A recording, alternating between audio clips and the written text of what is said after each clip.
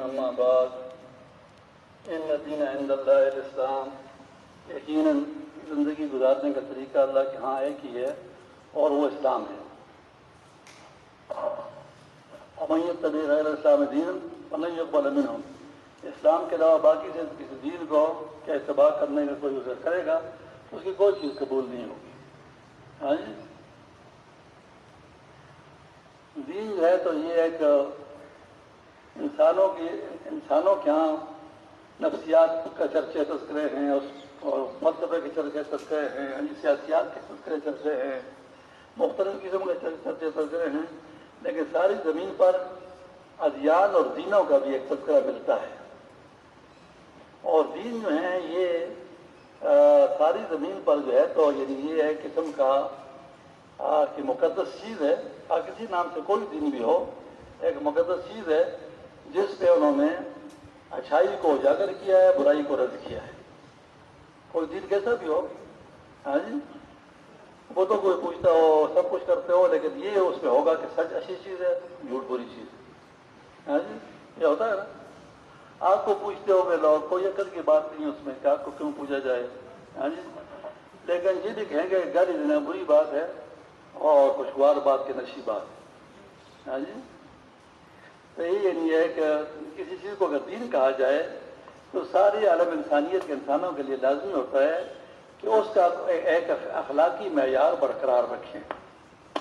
ہاں جی، اخلاقی معیار برقرار رکھیں، اس لیے سارے مذاہب پر اگر نظر ڈالی جائے تو اس میں سچائی اور ہمدردی، خیرخواہی، یہ بات ایک امن ملے گی، اس کو ہر کوئی پسند کر رہا ہے۔ یہاں تک انسان تو انسان ہے، اگر آپ جو ہے تو وہ اس کو گدھے کو ڈنڈا ماریں تو آپ کو لات مارے گا، گھاس اس کے آگے لائیں تو سر جھکاتے ہوئے آپ کی طرف پڑے گا۔ جانور محسوس کرتے ہیں، یعنی اس کو ہمدردی، خیرخواہی کو جانور محسوس کرتے ہیں۔ اور کل ہم گاڑی میں بیٹھے ہوئے تو 2 بچیوں کو نے پچھلی سیٹ پر بٹھا دیا، تیسری سیٹ جو تھی، ایک جگہ ڈرائیور کو زور سے بریک مارنے کی ضرور پڑی تو بچی اندر گری اور ٹکرائی، تو مجھے وہ دیکھا، میں نے کہا کیا انا للہ، میں بڑے غصے میں انا للہ و انا الیہ راجعون۔ اتنا آپ کا احساس نہیں ہے کہ بے شعور بچے جو کسی کو سمجھتے نہیں، ان کو اکیلا بٹھا دیا، تو یہ تو خودکشی ہے، گناہ کبیرہ ہے۔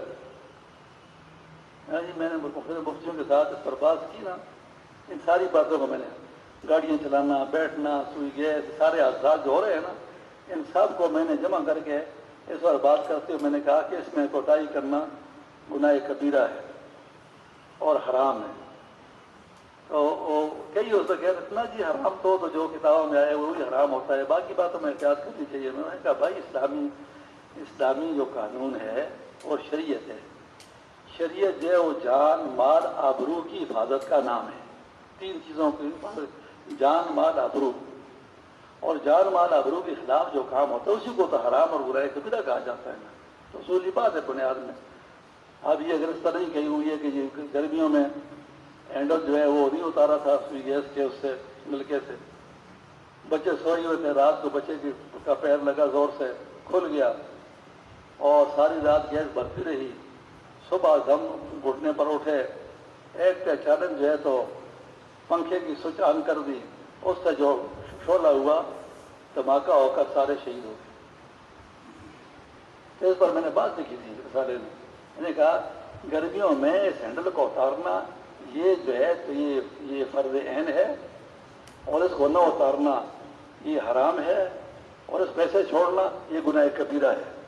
تو ہمارے مفتی صاحبان بڑے کانپ رہے تھے کہ کیا کر رہا ہے، اپنی شریعت بنا رہا ہے، کیا کر رہا ہے۔ تو نے کہا بھائی اصول میں وہ بات آئی ہوئی ہے، ساری بات آئی کہ اصول میں آئی ہوئی بات ہے۔ اسلامی شریعت تو عجیب و غریب چیز ہے، جس میں کہ کیا کمالات کیے ہوئے ہیں، سبحان اللہ۔ تو اس سے میں عرض کر رہا تھا کہ جو جتنے ادیان ہیں، جتنے دین ہمارے معلومات میں ہیں، وہ الگ سے لے کر یہ تک جائیں، آپ اسلام ہے اور عیسائیت ہے، یہودیت ہے، ہاں جی، ہندو مت ہے، بدھ مت ہے، جین مت ہے، ٹاوزم ہے، اور اس کا ہے زرتشت کا مذہب ہے، ہاں جی، اور مجوسی ہے، आग को पूजने वाले हैं जी, और ऐसे ही जो साबी हैं सितारों को पूजने वाले, कई लंबी फहरिस्त होगी, कितनी होगी, 10 तो मैंने गिन लिए हैं सारे मज़ाहिब जो है। बहरहाल ये बात सब में कामन है कि अखलाकियात का लिहाज रखना पड़ता है सबको, क्यों किसी चीज़ को मुकद्दस करके पेश कर रहे हैं तो मुकद्दस तो तब होगी जब उसमें अच्छाई होगी। अगर उसमें बजाय अच्छाई के बुराई है तो मुकद्दस कैसे हुई? हाँ जी, और मुकद्दस क्यों हुई? उसको फिर मुकद्दस कोई नहीं मानेगा, क्योंकि सब आपसे कहेंगे कि अच्छाई के साथ जो है तो बुराई की चीज़ें हैं और ये सारी की सारी बातें हैं, इसको अच्छाई होने नहीं देती। अब इस्लाम का फैलाव हुआ है, अब रायपुर जाते थे चिल्ला लगाने के लिए, चार बजे लगाने के लिए जाते थे, तो ऐसे इलाकों के लोग आए हुए होते थे कि जो है एक लफ्ज़ नहीं समझते थे किसी की जुबान कभी, न वहाँ के बयान समझते थे, न किसी की कोई बात समझते थे, लेकिन वक्त आने गए और वो मुसलमान है। एक दफा दूर दराज चित्राल का इलाके से आदमी आया, गर्मियों में आया हुआ था, सारे बदन पर उसके दाने निकले हुए, इतनी सख्त उसको गर्मी लग रही थी कि एक शलवार पहने हुए फिर रहा था। वो किसी की बात नहीं समझ रहा था, लेकिन वो वक्त लगा रहा था। तो उसको मैंने देखा बहुत से देखा तो मैंने कहा कि अगर इस्लाम की अकादीद का कोई और सबूत अगर न होता, ये आदमी एक बहुत बड़ा सबूत है। ये आदमी इतना बड़ा सबूत है जिसको कुछ भी नहीं समझ आ रही है, वो गर्मी का हाल देखे, उसका हाल देखे कि कपड़े पहन कर नहीं भेज सकता, लेकिन वो इस बात को माने हुए है और कोई बयान नहीं समझता कि उसको लुत्फ आता है, कोई मजबूत बयान है उस पर चल रहा। तो स्कीम जो कुतुब शुमाली पर है, जहाँ बर्फबारी होती है, बर्फ खोद कर उसके अंदर मकान बनाते हैं, उसके अंदर ही कमर नीचे ऊपर डालकर उसको सोते हैं, लेटते हैं, रजाइयाँ वगैरह वो करके बर्फ के मकान होते हैं, दीवारें बर्फ की, फर्श भी बर्फ का, छत भी बर्फ, ऐसे ही है उस पर रहते हैं लोग। और अल्लाह ने हर जगह रहने का अल्लाह ने बंदोबस्त किया हुआ है। इस जगह इस सर्दी को बर्दाश्त करने के लिए अल्लाह ने उनको रोज़ी दी हुई है। वैल मछली का गोश्त, वैल मछली की सर्दी का खाते हैं, अगर यहाँ खिलाई जाए आप लोगों को रखो ना सर्दियों में, तो आप कहेंगे रजाई के बगैर सोऊंगा, इतना आदमी को गर्मी महसूस होती है। और वो इस तरह करते हैं कि बर्फ की सिल होती है ऊपर पूरे समुद्र पर, इनके बड़े बड़े नेज़े होते हैं, उसको जाकर सुराख करते हैं तो पानी तक पहुँचते हैं, तो उससे वैल मछली सर बाहर निकालती है। ये सारे मिलकर 10-12 आदमी उसको नेज़े मारते हैं, तो जब उसमें फंस जाती है तो घसीटते हैं तो इन 3 ऐसे कमरों को करें तो एक वैल बनती है ना। हाँ जी, सर उसका जो है तो इतना उसका सर होता है। रोजी का अल्लाह ने बंदोबस्त किया हुआ हर जगह। इस जगहों पर भी अजान और जमात की नमाज है। आज इन जगह पर जो अजान और जमात की नमाज है, एक ऐसी जगह है ना यहाँ कोई लश्कर जा सकता है, हाँ जी, और ना कोई आदमी पहुंच सकता है, हाँ जी, कोई पहुंच नहीं सकता। तो भाई जिस वक्त चित्राल का सैलाब आया था ना, तो जितनी जियोस थी ये फिर आकर सड़कों पर जाकर बैठ गई। अल्लाह के साथ हमारे साथी तैर कर गए, ये दुआ सामने बैठे हुए उस इलाके के तैर कर गए और वहाँ उन्होंने सामान पहुँचाया है और उन्होंने खिदमत खल्क का काम किया है। तो ये कर रहा था कि दीन का नाम लेकर अगर आप कहेंगे तो आपको मुकद्दस तरीका इख्तियार करना पड़ेगा, आपको सच और झूठ में तमीज़ करना पड़ेगी, अच्छाई बुराई में तमीज़ करना पड़ेगी, जुल्म इंसाफ का तज़किरा करना पड़ेगा। इसी को दीन कहते हैं। यही जो है तो मज़हब और दीन होता है जो कि अच्छाई की तरफ ले जाए, बुराई से रोके। और कोई भी तरीक़ाकार जो अपने आप को दीन कहे, खास सच्चा है झूठा है, उसको इस बात की पाबंदी ज़रूर करनी पड़ेगी। हाँ, लेकिन आपको हैरत होगी, एक दिन ज़रूर ऐसा है कि जिसमें इसकी पाबंदी नहीं है। ये प्रोफेसर साहब PhD है, ये सोचे जवाब अपने दिल में रखे, फिर मैं बताऊँगा आप साथ बात की। आप सोचें कि कौन सा दीन है जिसमें इसकी पाबंदी नहीं है? यानी बस फकत ये आज़म है जिसमें गालियाँ देना इबादत है, गालियाँ देना इबादत है और झूठ बोलने की इजाज़त है। ऐसे ही है ना, गालियाँ देना इबादत है, झूठ बोलने की इजाज़त है। और गालियाँ भी, मतलब मुझे किसी ने गाली दे दी तो मैं काम आदमी हूँ, میرے والدین کو گالی دے تھا، عام لوگ تھے، خاص بات نہیں. گالی ان مقدس شخصیات کو جو مسلمانوں کی، انگریزوں کی، ہندوؤں کی سالوں کی تاریخ میں انتہائی عظیم، انتہائی مقدس شخصیات کے طور پر زیر بحث ہے. ان لوگوں کے ہاں زیر بحث ہیں، انتہائی مقدس شخصیات کے طور پر زیر بحث ہے. ابو بکر صدیق رضی اللہ عنہ مکہ مکرمہ کے مالدار ترین آدمی تھے، اور اتنا خرچہ انہوں نے اسلام پر کیا ہے کہ جس وقت تبوک کا آخری جنگ کیا تو ان کے پاس پہننے کے کپڑے نہیں تھے. ایسے ہی پہلے خلیفہ بنا کر نہیں بٹھائے گئے. پہلا خلیفہ اس کو بنا کر بٹھایا گیا جس نے اپنا سارا مال قربان کیا ہے. ہاں جی. اور پھر 2.5 سالہ خلافت کی ہے. اس میں جتنی تنخواہ دی تھی اپنی زمین بیچ کر موت سے پہلے وہ بیت المال میں واپس داخل کر دی ہے، اور اپنے 2.5 سالہ دور کی تنخواہ کو بھی واپس کیا ہے. تو ایسی شخصیات جن کا تذکرہ کیا مسلمان، کیا ہندو، کیا سکھ، کیا عیسائی، کیا انگریز، انہوں نے اپنی اپنی تاریخوں میں ان کا تذکرہ کیا ہے، اور وہ تذکرہ کرنے کے بعد ان کے کارناموں کو، ان کے کمالات کو نہیں چھپا سکے. اور سب کچھ لکھنے کے بعد انہوں نے لکھا کہ ہمارے عیسائیت کو اور یہودیت کو تو بہت نقصان پہنچایا. باہر شخصیات عظیم تھے، ان لوگوں کو گالیاں دینا، اور گالیاں دی گئی جلسوں میں. اب حیرت کی بات ہے، بھائی مذہب تمہارا ہے، عبادت تمہاری ہے، جلوس نکالنا، اور گلیاں میری، بازار میرے بند، گلیاں میری بند. بازار میرے بند، گلیاں میری بند، سڑکیں میری بند، کاروبار میرا بند، چھوٹے بچے میرے باہر نہیں لکھ سکتے، اسکول نہیں بھیج سکتے، ان کو نقصان نہ ہو جائے. ان کی اپنی کتابوں سے اگر اس کو کوئی پلیڈ کرے، اس کو ہائی کورٹ، سپریم کورٹ میں، اور ان سے کہے کہ آپ اپنی کتابوں سے جلوس کو ثابت کر کے ہمیں دیں، تو یہ نہیں ثابت کر سکتے، کیونکہ سب سے بڑی ریاست ان کی ایران ہے، جس میں 60% ہے، 40% سنی ہے وہاں پر، اور اس ریاست میں کوئی جلوس نہیں، کوئی زنجیروں کو مار دے، زنجیروں سے مارتے ہیں نا. تو میری 10 محرم پر ڈیوٹی رہی ہے بطور ڈاکٹر. سن 73 میں 10 محرم پر میری ڈیوٹی تھی، اور یہ جو زنجیریں مار کے زخمی ہوتے تھے وہ یہ داخل کیے گئے. تو داخلے پر میں نے دیکھا جلد جو ہے نا، اسکن کی 2 لیئر تھے، اور اوپر کی لیئر کی 5 لیئر تھے. 5 layers of the upper portion and 2 layers of the lower portion. 7 جتنے سے 7 اس کی ہے، وہ کیا کہ لیئر ہے، 7 سطح ہیں. تو اوپر کے جو 5 ہے نا، اس میں اگر 5 کی 5 ختم ہو جائیں تو تب اسکن جو ہے وہ ختم ہوتی ہے. ورنہ سب سے نیچے کی رہ جائے نا، کہ ہم جب برن کیس آتے ہیں نا تو ہم اس کی کیٹاگرائزیشن کرتے ہیں، دیکھتے ہیں کہ کتنی لیئر 1 ہوئی ہے، 2 ہوئی ہے، 4 5 ہوئی ہیں جی، یا پوری اوپر کی 5 کی 5 ختم ہوں گے، ڈیپ آیا ہے. اس بار پھر ٹریٹمنٹ ڈیزائن ہوتا ہے اس کی زندگی کے موت کے بارے میں، اسی پر ہم پیشنٹ کو ہی کرتے ہیں. ہاں جی.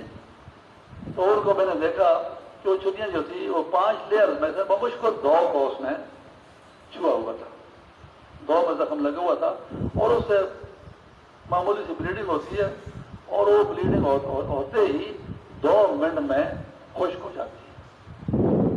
اور 2 منٹ میں خشک ہو جانے کے بعد جو ہے تو وہ کھرن بن جاتی ہے. اور یہ 2 لیئر کا جو وونڈ ہوتا ہے نا، یہ 3 دنوں میں خود بخود ہیل ہو جاتا ہے، بغیر اس کے ٹریٹمنٹ کے، بغیر دوائی کے. کہتے ہیں بس وہ ممباڑی کی بٹی بچے ٹھیک ہو جاتے ہیں. تو نیچرل چیز ہے، میڈیکل پوائنٹ ہے کہ اونلی 2 layers are injured. ہاں جی. And these injured layers, they close immediately after 2 minutes, and they heal within 3 days completely. ہاں جی. مکمل طور پر جو ہے تو ہو جاتی ہیں، صحت یاب ہو جاتی ہیں. اچھا، وہ کو میں نے لٹایا تو میرا خیال تھا کہ اب وہ دیکھا پلس پر، دیکھی بلڈ پریشر، باقی سب کچھ ٹھیک ٹھاک ہے. بلیڈنگ کمر پر ہوئی ہے تھوڑی، تو وہ بلیڈنگ بھی جو ہے تو وہ ہے کلوزڈ ہے اور سوکھ رہی ہے، اور وہ ہے سیف ہے. تو میں نے کہا چلو کچھ نہ کچھ ایسا ہوتا ہے کہ وہ وہ میں ایک چیز انسٹرکشن ہوتی ہے جو مریض آئے نا تو آپ اس کو نہ کہیں کہ آپ کی بیماری معمولی ہے نہ اس کو تصویر دیں کہ آپ مریض ہیں میں نے آپ کو لے دیا اور میں آپ کا ٹریٹمنٹ کر رہا ہوں تو کچھ نہ کچھ ضرور کیا کرو. تو اس سلسلے میں ان کے لیے کوئی ضروری آئنٹمنٹ وغیرہ ارینج کر کے یوں میں آیا تو وہ میرا کوئی آدھا گھنٹہ نہیں لگا سب بھاگ گئے ہیں. میں نے کہا تو بھاگ گئے ہیں بھاگ کیوں گئے اور آرام کی جگہ اس کے لیے ہم نے کی ہوئی تھی اور ٹریٹمنٹ کا میں بندوبست کر رہا تھا. تھوڑی دیر کے بعد کھانے کے بعد ان دنوں اسپتال میں کھانا ملتا تھا سرکاری کھانا ہوتا تھا کھانے میں ہم کھلاتے تھوڑی دیر کے بعد پھر جب میری تسلی ہوتی تو میں ان کو وارڈ ڈسچارج کر دیتا لیکن چلے گئے. انہوں نے کہا نہیں سر وہ نہیں ٹھہر سکتے تھے نا. میں نے کہا کیوں نہیں ٹھہر سکتے. انہوں نے کہا کہ انہوں نے تو شام غریبہ میں جانا تھا. شام غریبہ جو مکس گیدرنگ ہوتا ہے جی مردوں عورتوں کا اس میں تو ان کا بڑا اعزاز ہوتا ہے جنہیں بیماری ہوتی ہے ان کو بڑا پروٹوکال ملتا ہے بڑا اعزاز ہوتا ہے. تو how they can sacrifice this protocol in this honor. How they can sacrifice this high honor and protocol which they are receiving over there in that gathering, mixed gathering ہے جی کو بڑا اعزاز ان کو اس مخلوط اس میں ماحول میں مل رہا ہے اس کو کیسے قربان کر سکتے ہیں. تو کم از کم جو آپ کے پاس یونیورسٹیوں میں لوگ ہوتے ہیں تو پڑھے لکھے سمجھدار ہوتے ہیں اگر آپ ان کے ساتھ ایسی خوشگوار ماحول میں ڈسکشن کر لیا کریں ہاں جی تو کم از کم یہ ہو ہاں جی کہ اتنی سمجھ آنی چاہیے کہ اتنی عظیم شخصیات جو آدھی دنیا کے فتح کرنے کا بنیادیں ساری ابوبکر صدیق رضی اللہ عنہ 2.5 سال میں کر کے چلے گئے.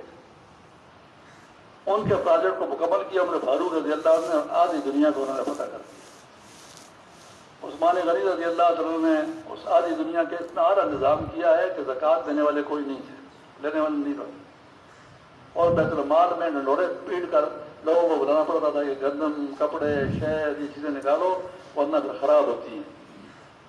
اتنے حالات اور اس میں اور آگے حضرت عثمان غنی رضی اللہ عنہ نے اس کو پھیلا کر 22 لاکھ میل عمر فاروق رضی اللہ عنہ 64 لاکھ مربع میل یہ عثمان غنی رضی اللہ عنہ کا ہوا ہے. اتنا تک انہوں نے پھیلایا ہے اور بحری بیڑا پہلی دفعہ انہوں نے بنایا ہے. بحری بیڑا بنا کر جزیرہ قبرص کو جو فتح کیا ہے تو یہ پہلی بار فتح کیا انہوں نے کہ اس علاقے کے گورنر امیر معاویہ رضی اللہ عنہ سے انہوں نے کہا کہ ہمیں اس طرف سے بڑے حملے آتے ہیں خطرہ ہوتا ہے ہمارے امن و امان کی کے بارے میں بہت خطرہ ہیں لوگ اگر ہمیں اجازت دیں تو ہم ان کے مصیبت بات یہ کہ ان کے بحری جہاز ہیں بحری بیڑ ہیں ان کی بحری فوج ہے ٹرینڈ فوج ہے تو اس وجہ سے ہمیں نقصان ہوتا ہے. ہمیں بھی اگر آپ اجازت دیں تو ہم بحری بیڑا بنائیں. اس پر بحری بیڑا بنایا انہوں نے پہلے سب سے پہلے اور جزیرہ قبرص کو فتح کیا. اس بحری بیڑے کی پیشن گوئی حضور اکرم صلی اللہ علیہ وسلم نے اپنے زمانے میں کی تھی. آپ ایک صحابیہ کے گھر میں سوئے ہوئے تھے اٹھے حرام رضی اللہ عنہ گھر میں مسکرا رہے تھے کہ یا رسول اللہ صلی اللہ آپ بہت خوش ہیں کہ ہاں میں نے اپنی امت کے لوگوں کو دیکھا کہ وہ سمندری جہازوں پر بیٹھے ہوئے جیسے ایک بادشاہ تختوں پر بیٹھے ہوئے جنگ کے لیے جا رہے ہیں. انہوں نے کہا یا رسول اللہ صلی اللہ علیہ وسلم دعا کریں کہ میں بھی اس پہ شامل ہوں. تو یہ جو لشکر امیر معاویہ رضی اللہ عنہ کے دور میں گیا ہے جس کو حضور نے خود فرمایا کہ میری امت کے افراد حدیث شریف میں امت کے افراد کہا گیا. اسی میں حرام رضی اللہ عنہ گئی ہیں جزیرہ فتح کر کے جنگ فتح کر کے جب واپس آ رہے تھے تو خچر پر اپنا سامان ڈال کے بیٹھی اور خچر جو ہے تو ایسے بد کا یہ گری اور گردن ٹوٹ گئی وفات ہوگی وہیں پر دفن ہے. ہاں جی جزیرہ کون سا جزیرہ میں نے بتایا ہاں جی قبرص قبرص میں گیا تھا ابھی بھی دفن ہے وہاں پر. سبحان اللہ. اللہ پاک ہمیں گالیاں دینے سے محفوظ فرمائے. قرآن میں تو کہا ہے کہ کافروں کے بتوں کو بھی گالیاں نہ دیا کرو. انہوں نے یہ آپ کے اللہ کو گالیاں دیں گے کہ اپنے ماں باپ کو گالیاں نہ دیا کرو کہ یہ اپنے ماں باپ کو گالیاں کون دیتا ہے کہ جب تو دوسرے کے ماں باپ کو گالیاں دے گا تو تیرے ماں باپ کو گالیاں دیں گے. تو گویا تو ہی سبب بنا اس کا. اللہ پاک سمجھنے کی توفیق ہے. سنت پڑھ